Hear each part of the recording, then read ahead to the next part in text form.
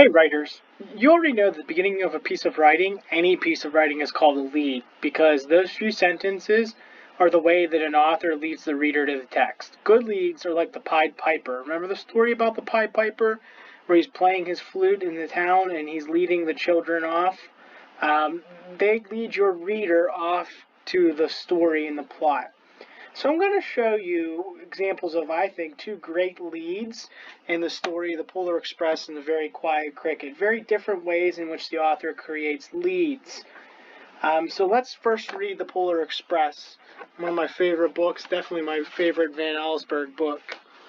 So if you haven't read this story, this is about Christmas, but let's look at the words and not talk too much about the plot.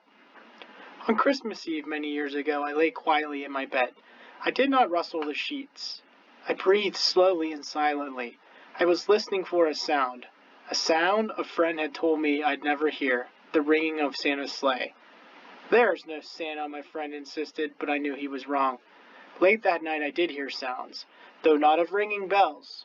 From outside came the sound of hissing steam and squeaking metal. I looked through my window and saw a train standing perfectly still in front of my house. What a great lead here, writers. In this story, Van Allsburg is showing you the setting through the narrator, and the narrator is letting you know it's Christmas Eve. He described kind of how he's feeling in some of his actions, like breathing slowly, listening for a sound. He hints at the plot of this idea of believing in Santa or not believing Santa.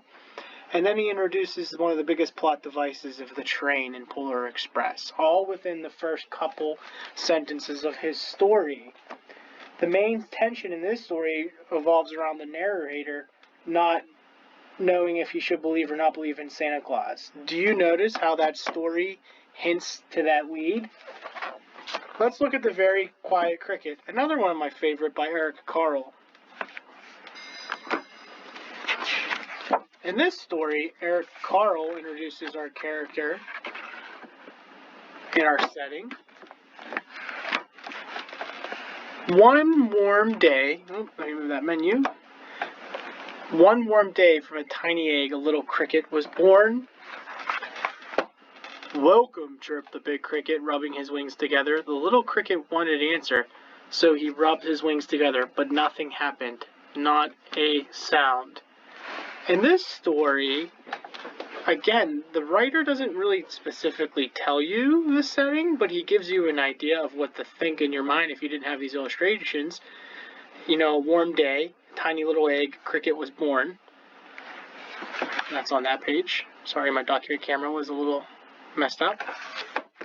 But then in here, he hints to the problem and sets the plot right at the beginning. And I love how he did it. The little cricket wanted to answer. He wanted to answer after he saw a big cricket, someone he looks up to. And he rubbed his wings together, but nothing happened, not a sound. So we know that the problem is already introduced in the beginning of this lead of this story, is that he can't hear. Both of these are examples that will show you ways to make your leads or revise your leads.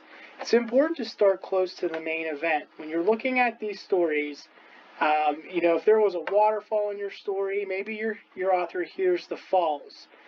Start with that main tension in the story and kind of setting that stage to help lead to that main tension, that main problem, that big event in your story. We're going to second here look at one of your peers, one of your classmates' leads, and talk about what he has done well and how it's like these two examples.